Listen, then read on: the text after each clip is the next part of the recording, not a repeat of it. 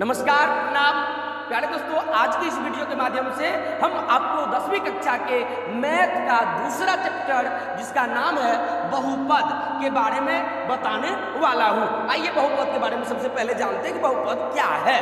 देखिए बहुपद क्या है, तो ऐसा बीजीय व्यंजक जिसमें उपस्थित चर का घातांक, यानी चर मतलब होता है ए से लेके जेड तक का सब अक्षर, उसका घातांक जब धनात्मक होगा तो उसी को कहेंगे क्या, बहुपद। जैसा कि आप देखो यहाँ पे x का घात 2 है, x का घात 2, तो इस 2 के पीछे में कुछ है तो प्लस है, यानी ये धनात्मक है। x का घात यहाँ पे देखो 3 है, यहाँ पे 2 है, यहाँ पे नहीं कुछ है तो 1 है, यानी क्या कहने का मतलब ये सभी जो है ना इसमें चर का घात धनात्मक है, इसलिए ये बहुपद हो जाएगा। जैसे इसमें यदि विचार किया जाए तो x का घात 2 है, ये प्लस में है, x का घात नहीं कुछ है तो 1 है, 1 प्लस में है, तो कहने का मतलब ये भी हो गया आपको बहुपद। यानी जब चर का घातांक प्लस में रहेगा, जब चर का घातांक धनात्मक रहेगा तब बहुपद होगा, लेकिन ऋणात्मक में जब भी आ जाएगा पावर तो तब वो कहेंगे कि ये बहुपद होगा ही नहीं। ना टॉपिक से आपको कि कब बहुपद नहीं होगा एग्जाम में पूछता है, कम से कम बिहार बोर्ड वाली एग्जाम में 2 मार्क का जरूर पूछ देगा कि बहुपद कब नहीं होगा। मतलब क्वेश्चन दे देगा निम्नलिखित में से कौन बहुपद नहीं है, या कह देगा निम्नलिखित में से कौन बहुपद है। इस टाइप की क्वेश्चन को बनाने के लिए आइए हम आपको 4 ट्रिक दे रहे हैं। इस चारों पॉइंट को जब आप दिमाग में रखोगे ना, खोपड़िया में घुसा लोगे ना, तो गारंटी आपको 2 नंबर जो है बन ही जाएगा। तो देखिए यहाँ पे जब A से A to Z जो हम लिखे हैं यहाँ पे, इसका मतलब हुआ जब A से लेकर के Z तक के किसी भी लेटर पर, यानी ABCD के किसी भी अक्षर के ऊपर में जब आप माइनस देखिएगा तो कह दीजिएगा कि बहुपद ये नहीं होगा। जैसे कि मान लीजिए A का घात -1 है तो ये बहुपद नहीं होगा, x का घात -3 है तो ये भी बहुपद नहीं होगा। इसी प्रकार से जब A से लेके Z तक के, मतलब A to Z कहने का मतलब हुआ A से लेके Z, तो A से लेके Z तक के किसी भी अक्षर के ऊपर में अंश बटा हर रहेगा तब भी वो बहुपद नहीं होगा।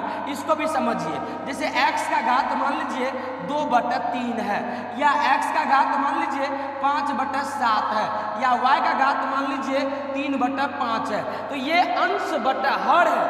x का घात 2/3 जो है ये, यहाँ y का घात 3/5 जो है, यहाँ पे x का पावर यहाँ पे 5/7 जो है ना प्यारे, कहने का मतलब जब भी भिन्न के रूप में रहेगा ना इस प्रकार से, ये सब भी बहुपद नहीं होगा। अब यहीं पे यदि बात किया जाए तो देखिए यहाँ पे तीसरा पॉइंट हम लिखे हैं 1/A to Z, यानी बट्टे के रूप में जब ABCD का कोई भी अक्षर रहेगा बट्टे के रूप में, तब भी वो बहुपद नहीं होगा। यहाँ देखिए बट्टे में जैसे मान लीजिए 1/x है, कहीं भी आप देख लेना ना इस तरह का ABCD का अक्षर जो है ना बट्टे में है, तो आप समझ जाना कि वो बहुपद होगा ही नहीं। तो 1/x ये भी बहुपद नहीं होगा। जैसे 1/y है ये भी बहुपद नहीं होगा, 3/y है ये भी नहीं होगा, 5 मान लीजिए A है ये भी बहुपद नहीं होगा, या 1/x + 1 है तो ये भी बहुपद नहीं होगा। कहने का मतलब कि जब ABCD का कोई भी लेटर को आप नीचे में देख लेना ना, जब बट्टे में देख लेना ना, समझ जाना कि बहुपद है ही नहीं।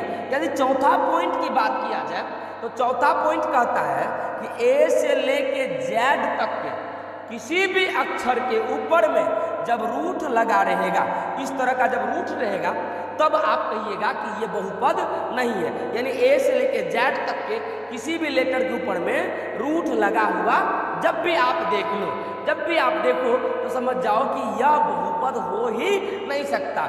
जैसे देखो रूट x की यदि बाबू बात करें तो x के ऊपर में रूट लगा हुआ है, रूट y की यदि बात करें, रूट अंडर x² + x + 1 की बात करें, रूट अंडर y² + 1 की बात करें, तो सब पे देखो ABCD के अक्षर है, ये ABCD का अक्षर है, चर है, और चर पे रूट लगा दिया गया है, तो ये भी बहुपद नहीं होगा।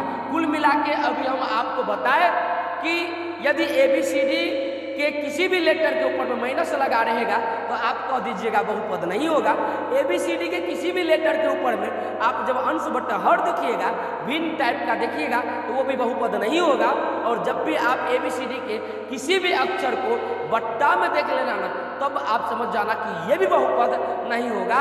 और जब भी आप देखना कि ABCD का लेटर जो है ना रूट के अंदर में है, स्क्वायर रूट के अंदर में है, तब भी आप याद रखना वो भी बहुपद नहीं होगा। अब आप कहिएगा sir root under x square ये बहुपद है कि नहीं है? भाई साहब आप इसका जब मान निकालोगे ना एक्स स्क्वायर का, रूट अंडर एक्स स्क्वायर का मान, तो ये तो एक्स हो जाता है। एक्स जब होगा तो ये तो बहुपद हो जाएगा, क्योंकि रूट के अंदर में एक्स है, एक्स स्क्वायर है, रूट के कारण से स्क्वायर गायब हो जाएगा, सिर्फ और सिर्फ एक्स बचेगा, तो यानी ये बहुपद हो जाएगा। घात के आधार पर जो है ना, घात के आधार पर बहुपद जो है कुल 3 प्रकार का होता है। घात के आधार पर बहुपद मुख्य 3 प्रकार का होता है। एक होता है रैखिक बहुपद, दूसरा होता है द्विघात बहुपद, और तीसरा होता है त्रिघात बहुपद। यानी घात के आधार पर 3 प्रकार का हो गया, रैखिक बहुपद, द्विघात बहुपद, त्रिघात बहुपद। आप परिभाषा लिख सकते हो कि जिस बहुपद का घात 1 होता है उसे रैखिक बहुपद कहते हैं, यानी रैखिक बहुपद का घात 1 होगा। और द्विघात बहुपद की यदि बात करें तो जिस बहुपद का घात 2 हो, जिस बहुपद का घात 2 हो उसे द्विघात बहुपद कहते हैं, यानी द्विघात बहुपद का अधिकतम घात हो गया कितना? 2। और त्रिघात बहुपद की यदि परिभाषा लिखना है आपको, तो जिस बहुपद का घात 3 हो उसे त्रिघात बहुपद कहते हैं, तो यानी त्रिघात बहुपद में घात हो जाएगा 3। तो आप समझ गए होंगे कि घात के आधार पर बहुपद होता है 3 प्रकार का। और वैसे जानने के लिए तो चतुर्थघाती भी होता है, पंचघाती भी होता है, षष्ठघाती होता है, तो कहने वाले वो तो अनंत चीजें हैं। लेकिन आपको पढ़ने के लिए घात के आधार पर 3 बहुपद पढ़ना पड़ेगा, रैखिक, द्विघात, त्रिघात। रैखिक बहुपद हुआ जिस बहुपद का अधिकतम घात 1 हो उसे रैखिक बहुपद कहते हैं। द्विघात बहुपद हुआ जिस बहुपद का अधिकतम घात 2 हो उसे द्विघात बहुपद कहेंगे। और त्रिघात बहुपद कहने का मतलब हुआ जिस बहुपद का अधिकतम घात 3 हो उसे त्रिघात बहुपद कहते हैं। अब यदि बात करें तो आइए समझते हैं रैखिक, द्विघात और त्रिघात बहुपद को। देखिए यहाँ पे 1 नंबर में है 2x + 1। तो अब यहाँ पे x का घात देखो ऊपर में नहीं कुछ तो 1 है ना, तो इसका घात 1 है। तो जिस बहुपद का घात 1 होता है उसे रैखिक बहुपद कहते हैं। यहाँ पे देखो घात 1 है, तो इसका अब आपको आगे पीछे नहीं देखना, ऊपर में देखना कि पावर कितना है। तो इसका पावर 1 है तो ये हो गया रैखिक बहुपद। यहाँ पे देखो x का पावर 2 है, यहाँ पे x का पावर 1 है, तो 2 और 1 में सबसे ज्यादा क्या है? 2 ना, तो ये द्विघात बहुपद हो गया, यानी इसका घात 2 हुआ तो ये द्विघात बहुपद हो गया। आप इसका भी यदि बात करो तो यहाँ पे x का घात 2 है, यहाँ पे x का घात 1 है, और 2 और 1 में ज्यादा की यदि बात करें ना तो 2 है, तो 2 हो गया आपको कौन सा बहुपद? द्विघात बहुपद। जिस बहुपद का घात 2 होता है उसे द्विघात बहुपद कहते हैं। अब देखो यहाँ पे यदि यहाँ पे पावर की बात किया जाए तो x का पावर 3 है, x का पावर 2 है, x का पावर 1 है, 3 2 1 में बड़ा है 3, तो इसलिए इसका घात हो गया 3।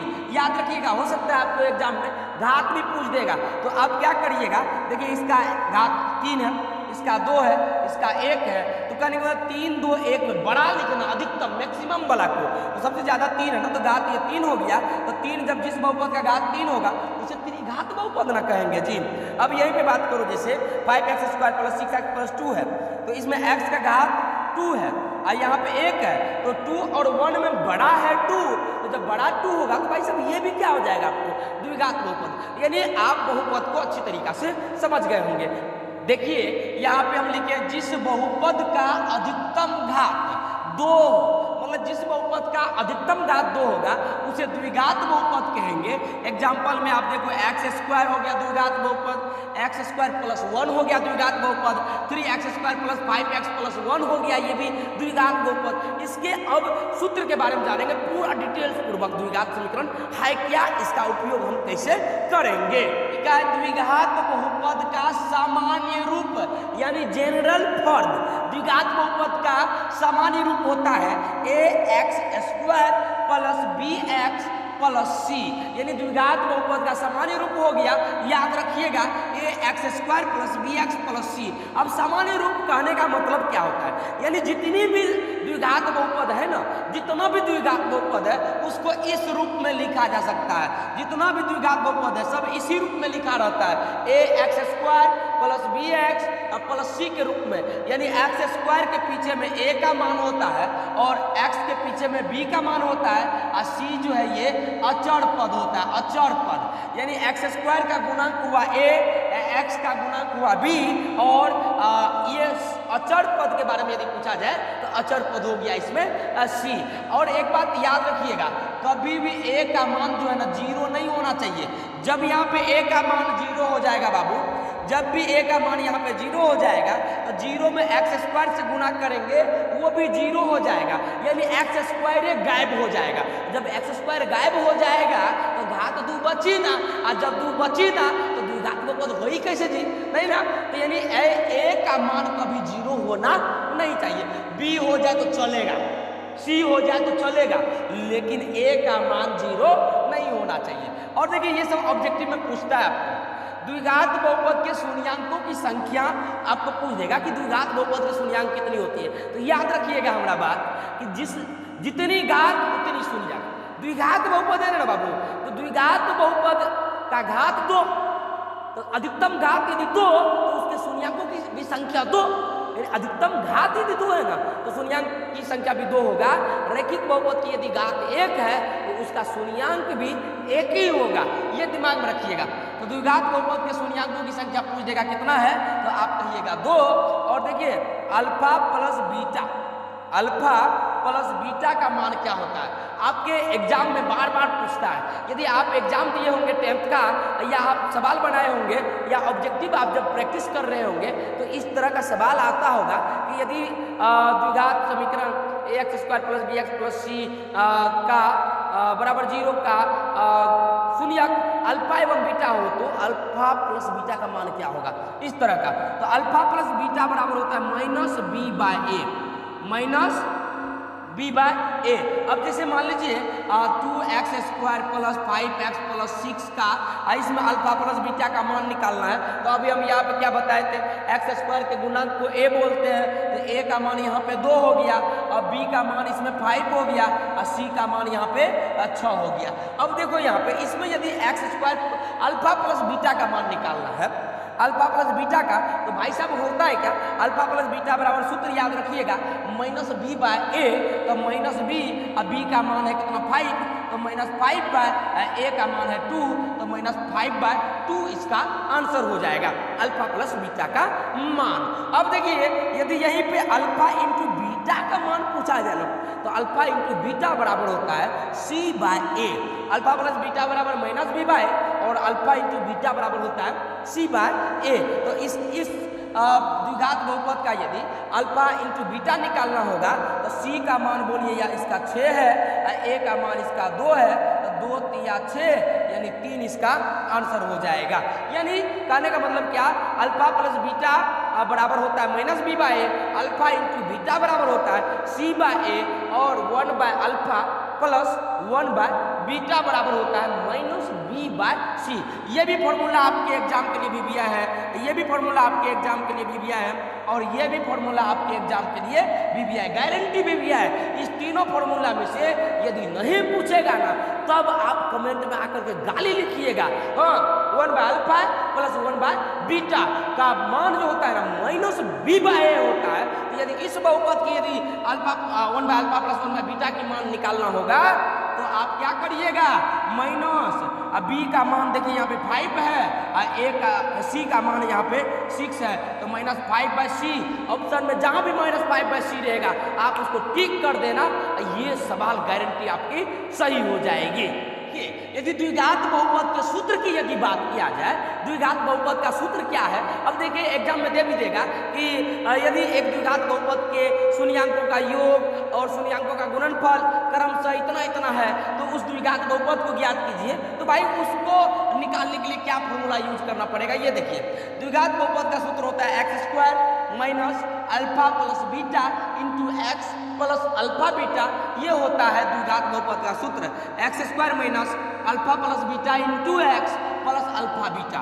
अब देखिए याद रखिएगा, x square minus alpha plus beta into x plus alpha beta, x square minus alpha plus beta into x plus alpha beta, x square minus alpha plus beta into x plus alpha beta. अब मान लो question आपको दे दिया कि एक द्विघात बहुपद है जिसके शून्यांकों का योग यानी अल्फा प्लस बीटा का मान लीजिए 2 है और अल्फा इंटू बीटा का मान लीजिए 3 है। तो अब ये कैसे होगा?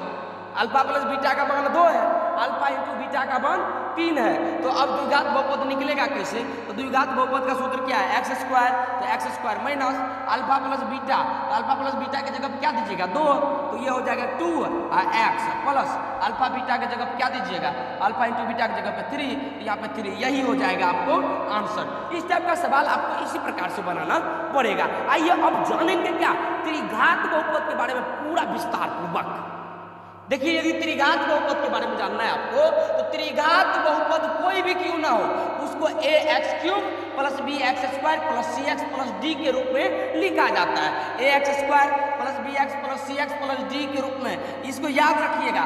त्रिघात बहुपद को हमेशा a x cube plus b x square plus c x plus d के रूप में लिखा जाता है। और जानते हैं त्रिघात बहुपद के शून्यांकों की संख्या जो है ना, त्रिघात बहुपद के शून्यांकों की संख्या 3 होता है, जितना घात उतना शून्य, तो 3 मतलब 3, तो 3 यदि घात तो 3 शून्यांकों की भी संख्या। Alpha plus beta plus gamma, अब alpha plus beta plus gamma क्या हुआ? तो यानी शून्यांकों का योग हुआ ये, त्रिघात बहुपद के शून्यांकों का योग हुआ ये। त्रिघात बहुपद का 3 गो शून्यक, एगो अल्फा एगो बीटा एगो गामा, तो अल्फा बीटा गामा जो हुआ है इसका, तो शून्यांक हुआ उसका योग हुआ, तो alpha plus beta plus gamma, alpha plus beta plus gamma का मान हुआ माइनस बी बाय ए, ये याद रखिएगा। और जानते हैं ये हुआ 2 शून्यांकों के गुणनफलों का योग, तो यानी alpha beta plus beta gamma plus alpha gamma, याद रखिएगा alpha beta plus beta gamma plus alpha gamma बराबर होता है c by a. Alpha beta plus beta gamma plus alpha gamma बराबर सी बाय ए, ये याद रखिएगा सी बाय ए। उसके बाद अल्फा बीटा गामा यानी त्रिघात बहुपद के शून्यांकों का गुणनफल अल्फा बीटा गामा बराबर होता है माइनस डी बाय ए, माइनस डी बाय ए। यदि आप बात करें, आप कोई एक त्रिघात बहुपद लेते हैं, जैसे देखिए जैसे x cube plus 2x square plus 3x plus 5 है, ये त्रिघात बहुपद है। देख लीजिए इसका ज्यादा घात जो है ना 3 है, तो त्रिघात इसके a का मान देखिए a यहाँ पे है, एक्स क्यूब के पीछे में a होता है, यानी एक्स क्यूब का गुणांक a हुआ, तो यहाँ a का मान 1, b का मान हो गया 2, और c का मान 3 और d का मान हो गया 5। अब यदि बात करें तो alpha plus beta plus gamma का मान है यहाँ पे माइनस बी बाय ए, तो माइनस अब बी का मान यहाँ पे 2 है, तो माइनस 2 बाय ए का मान 1 है, तो माइनस 2 में जब 1 से भागा देंगे तो माइनस 2 हो जाएगा।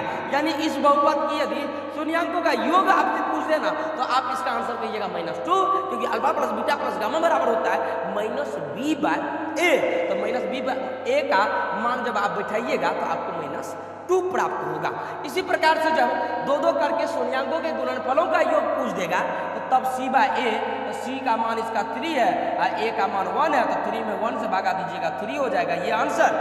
और alpha into beta into gamma यानी तीनों शून्यांकों के गुणनफल यदि पूछ देगा आपसे, तीनों शून्यांकों का यदि गुणनफल पूछेगा अल्फा बीटा गामा, तो यानी माइनस डी बाय ए, तो माइनस डी है, डी का मान यहाँ पे 5 है, और माइनस 5 बाय ए का मान यदि वहाँ यहाँ पे 1 है, तो ये हो गया माइनस 5, अल्फा बीटा गामा का मान हो गया माइनस 5। इस प्रकार से आप इसके शून्यांकों का योग, 2 शून्यांकों के गुणनफलों का योग और इसके शून्यांकों का गुणनफल भी आप प्राप्त कर सकते हैं। तो आइए अब यदि आपको alpha plus beta plus gamma दिया रहेगा, alpha beta plus beta gamma plus alpha gamma दिया रहेगा और अल्फा बीटा गामा, ये 3 चीज यदि दिया रहेगा तो आप त्रिघात बहुपद कैसे निकालोगे उस पर आज हम चर्चा करेंगे।